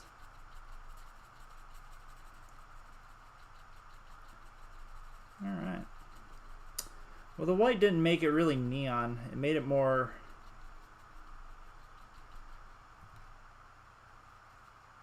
more of a light pink. Yeah, it'll be good.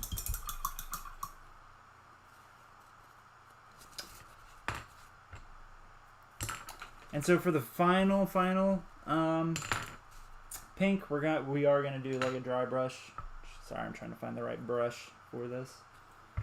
Yeah, we'll use this. No, there it is. There's my brush. It's in the water. So this is gonna be a dry brush. It's more like a bubblegum pink, so that's good. I think that'll be good.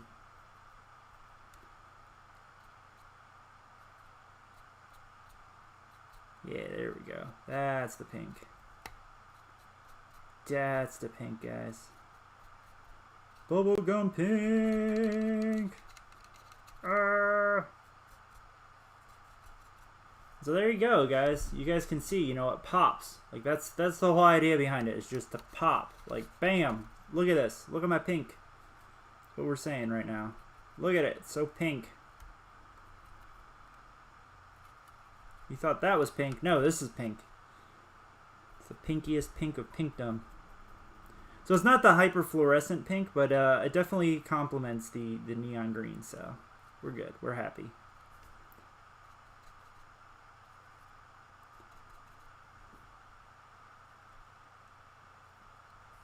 So like I said, if I get it on the edges, which I kind of am a little bit, we'll fix that with the Nurgle's Rot, which will be like one of the final steps for this guy.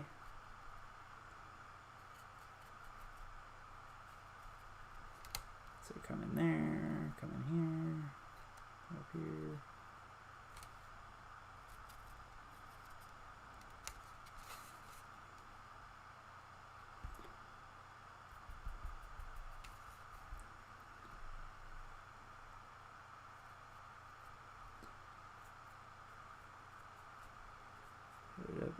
Bubblegum pink, yo. Bam! Look at that. Look at that. Turned out so nice. So very, very nice. And we're also going to come down here in the cracks, like I said. I'm actually quite proud of how this turned out. Look at that. That's badass. I even surprise myself sometimes, guys. Not tooting my own horn, you know. Can't do that, but... So we're just going to come in here with this super bright pink. Yet again, and I'm just kind of mucking around in here, around all these sores and stuff. Bam. And then there was this little one right here. There we go. Cool. And so the body is done with the pinks. Yeah, so I use the cheap brushes. I do not buy the super fancy brushes. Reason being, you know, you can just go to Hobby Lobby and yeah, you got to replace them more often, but whatever.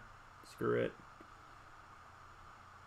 I have bought some brushes off like Amazon and stuff, but you know, just these things get frayed and whatever real fast. But I just know how they operate, so I've just kind of learned to work with suboptimal equipment. You know, being in the military for going on 15 years, you learn a thing or two about using things that suck. So like, man, this is terrible. Well, you got to make it work. So. And also, the more money you save while painting means the more models you can buy. So that's kind of the way I justify it. So we're just coming through, hitting up all of these with this super bright pink just to finish them off. And a little bit of bright pink right now. Boom. There we go. Bright pink is done. And so yeah, we went through 5 different colors of pink to build up to the point where we're at. And so how much time do I got left? I got another 15 minutes. Let's see. Sorry guys, just trying to find my yellows real fast. So the next thing we're gonna do is we're gonna do yellow. So I'm getting out all my yellows. Alright.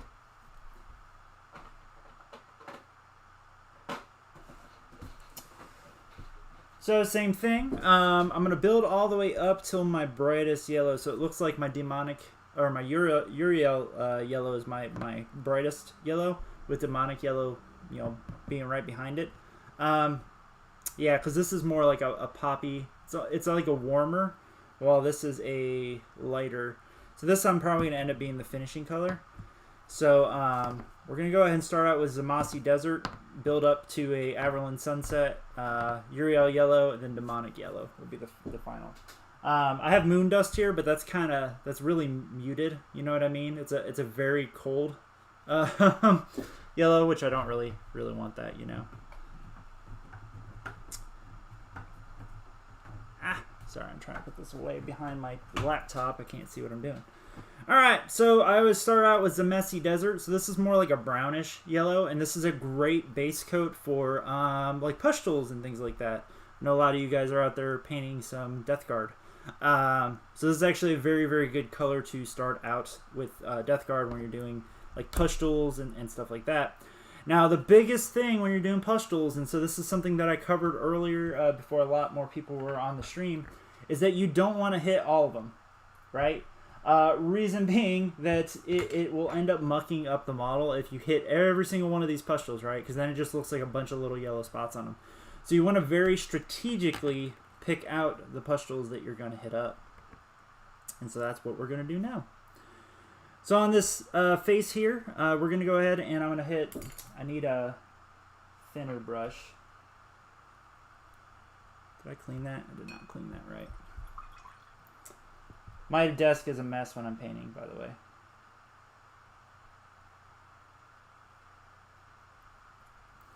So what we're going to do is we're going to come through and we're going to go ahead and hit up these bigger pustules.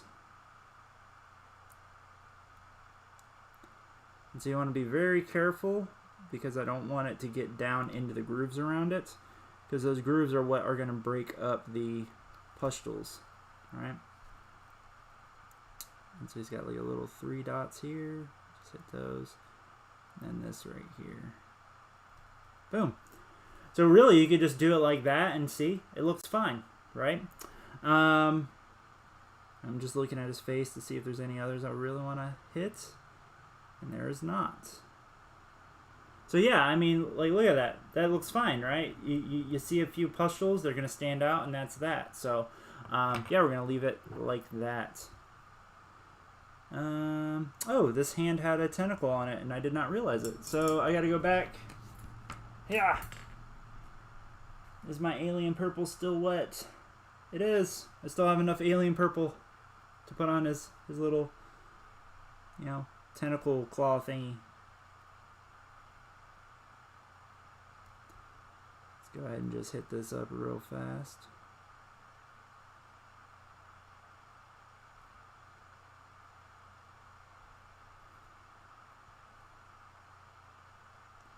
And so, like I said, one thing I did learn, because, you know, with my plague bearers and stuff, I tried to pick out all the pustules, and it just makes it look kind of weird when you do it that way. So I do not recommend that you do that for every single pustule on a model now. It's something that I've had to learn the hard way. And so he does have a few here on the hand that I do want to pick out. So this big one right here. So I'm just basically going around and picking out like the really big ones.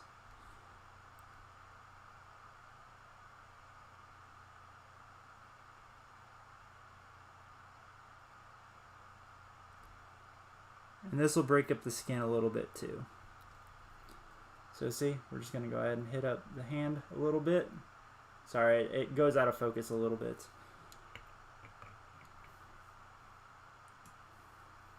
How the hell did all that water end up over there? Alright, so on this hand right here, let's look around it. He's got a few little pustules here on his knuckle, like below his knuckle here. So we'll just go ahead and hit those with a yellow real fast. So like I said, be very strategic.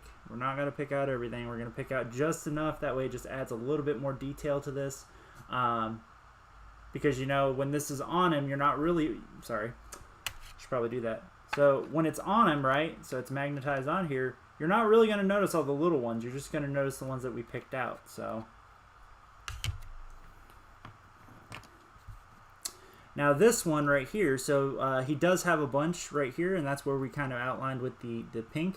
And so we want to be very, very careful that we don't ruin the pink that we worked so hard on before. So you don't want the yellow to go all the way down, but this is where you're going to correct if you like oversplash the pink too high. We're going to kind of come in here and fill it in with that yellow. Boom. And I'm going to come over here to this other big one right next to that big one. Hit that up. Nice and easy. And then we're going to dive down in here and just dab these little pustules that I ended up getting with pink. And there you guys go. So you guys can see it just kind of drags it out. And then you guys can see down in the pink down there, it's just various tones of pink that we had built up in the previous steps. We're also going to come down in here. So this is also why I didn't want to do the weapon next, because if I get the yellow, because there's some, it might be kind of hard for you guys to see, but there's some pustules down underneath his flail here that I'm hitting up.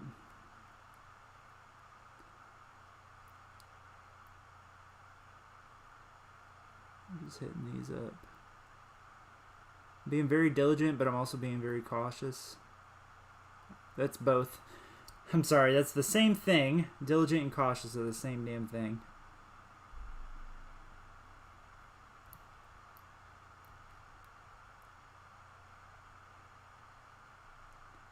Alright, we're coming. Sorry guys, I'll show you guys where we're at here in a second. I gotta really focus around this flail.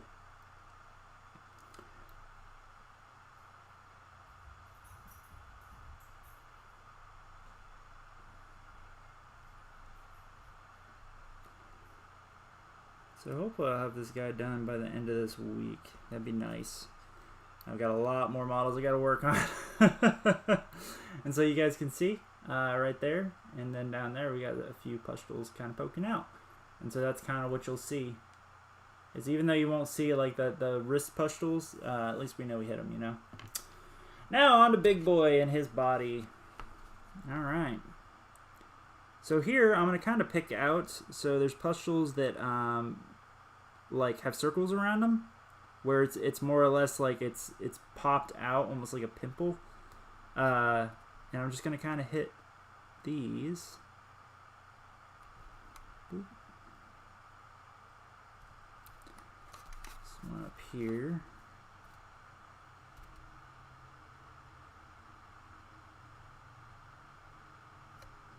Also one right there.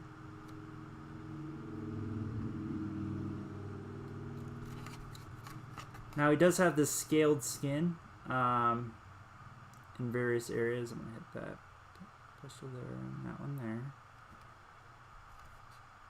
And so we're just being kind of strategic, right? I'm not hitting every single one because normally I would hit up like a lot of the big ones. But yet again, I don't want them all to pop. Because there's so many on this model. Like, if we went through here, we'd be here forever hitting them up, you know? Oh, I hit his nipple accidentally with yellow. Because I was so busy talking. But like down here on his stomach, you know, he's got some, you know, kind of popping out here. Kind of hit these up. Down here on the bottom. Over here on his leg. So there are a lot on the main body of this, you know. And it's kind of, you stop where you feel like it looks like you hit the ones that you should hit, you know. Or you feel like it looks good. Just to me, I just realized, you know, if you do all of them, like I have been doing, it just really becomes more of a distraction than a boon to the model, you know. And so yeah, I did hit all the ones down here on the bottom. So like all these little ones here, I'm not really gonna hit. He's got a big one right here on the bottom of his arm, so we're gonna hit that, and it's one right next to it. Here. So down here on the side of his stomach, he's got a lot of them. We'll just kind of hit a few of these.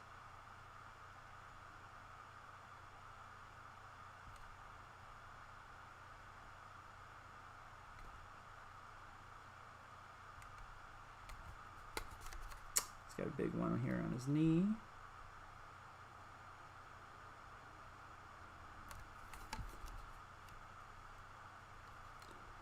Another big one right here. Just kind of hit that one up. He's got a few big ones on the back of his arm. So I'm just kind of coming through. It's mainly the big ones that I'm kind of picking out. Because the smaller ones, nobody's really going to notice as much. Except in a few places. But this is going to be the last part, guys. Once we finish these pustules, I will show you where we've gotten tonight. And as always, I thank you guys so much for tuning in. I mean, we're still like a good 15 minutes from being done, this part anyway. But I greatly appreciate you guys for tuning in and hanging out with me. If this is your first paint stream, well, welcome. I don't do these too often anymore, mostly because I'm usually very busy. And when I'm not busy, I'm usually busy. I know, it's a oxymoron, but I'm just a very busy individual in real life, so yeah, we're coming down here. We're going to hit all the ones in that cut right there. All of them. So back here, I mean, it's all hidden under his like loincloth here, but I would still hit a few down below here just to show that, you know, you didn't completely ignore beneath his legs here. So just kind of hitting a few of these.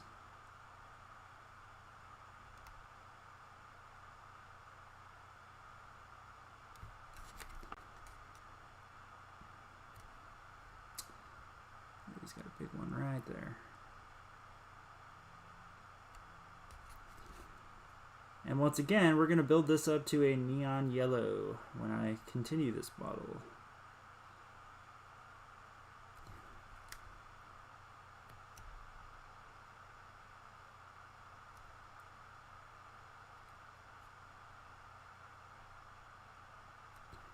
But the neat thing is, you know, being done with the pink, there's nothing that I really have to dig into his skin anymore. So now it's just, it's kind of smooth sailing at this point.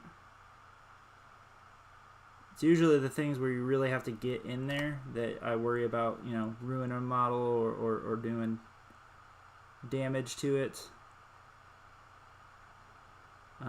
Meaning like I screw up royally, get colors really messed up somewhere. So at least we're in the clear now, because this yellow is not hard because these are raised areas. So there's very little chance that I'll mess it up unless like I'm completely not paying attention to what I'm doing.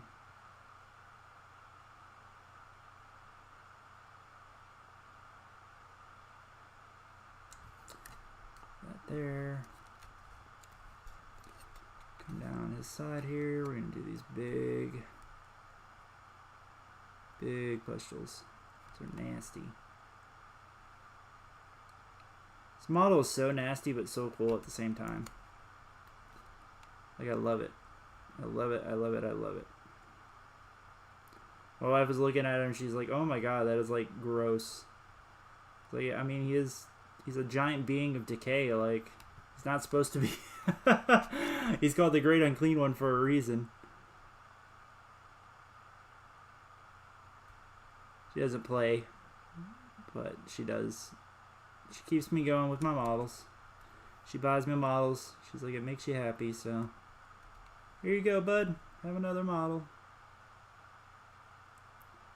But my backlog now is so extreme that I need to stop buying models. So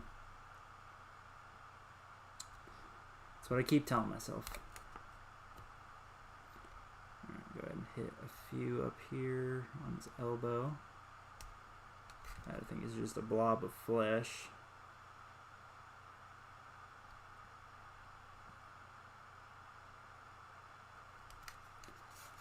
Alright. We'll hit a few on his arm over here.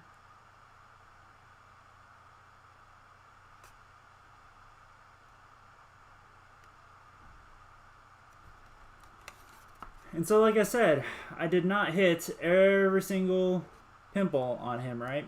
Actually, I have to come through and color correct his nipples here. But, you know, I hit a few down here on his leg, you know, went up a little bit on the arm. Over here on this arm, I hit up most of the big ones. You know, here on the stomach, he only has a few that are relatively large, you know. He's got a few on his chest here if I wanted to really get in there. You know, hit up a few.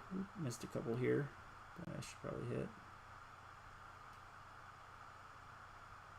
Here and there. But yeah, hitting up, you know, a few here. You got a lot here. He's got a lot on his back, so I kind of went a little bit more over the top.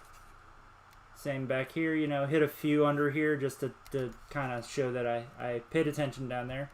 We'll go ahead and do these ones too. So I'm hitting up the ones like where if I'm looking at the model, it just kind of stands out to me. Because the other ones are more subdued just due to the green and stuff, you know.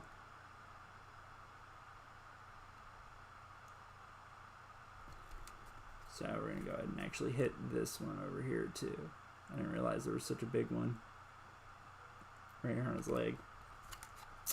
But yeah, so we hit those up.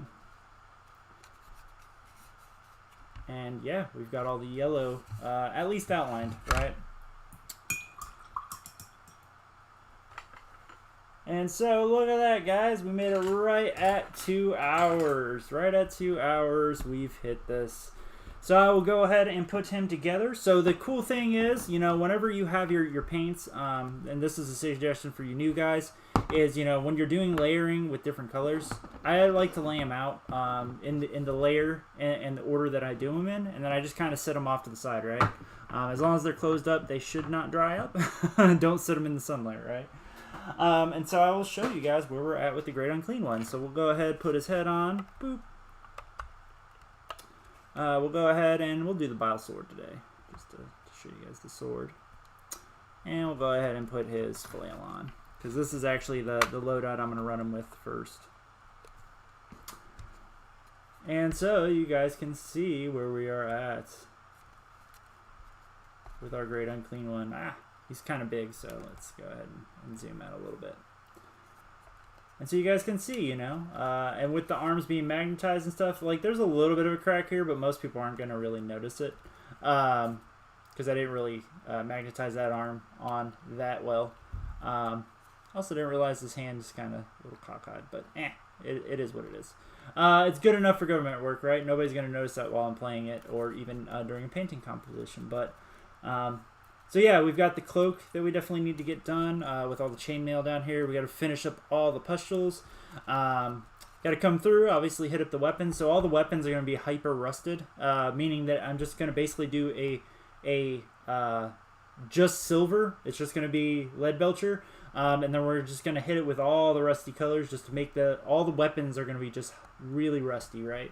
All the teeth and the teeth down here in the stomach and the teeth in the head. We're going to do a normal, you know, bone white.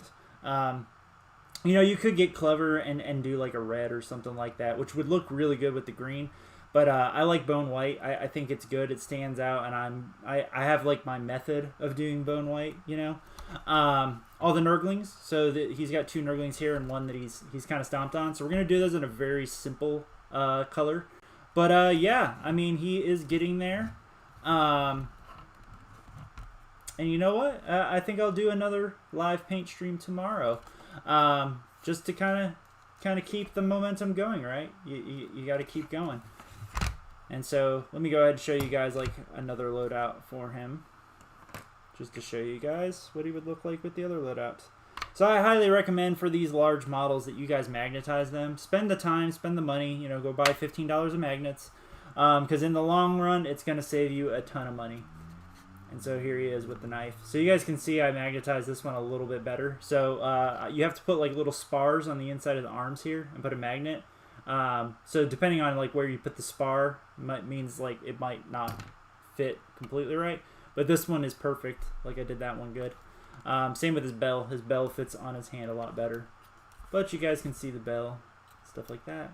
So, and we didn't really touch the Rotigus parts of him, so I'm not really going to showcase those. But thank you guys so much for tuning in. I greatly appreciate each and every one of you, all my fans. Oh, his head wasn't on all the way. I had it on cockeyed. But hopefully you guys enjoyed this paint stream. If you guys enjoyed it, please like it, share with your buddies, and I will see you guys probably tomorrow. So look out for the paint stream. I don't normally announce them. I just hop on here, and I will see you guys here later on Heretic Wargaming.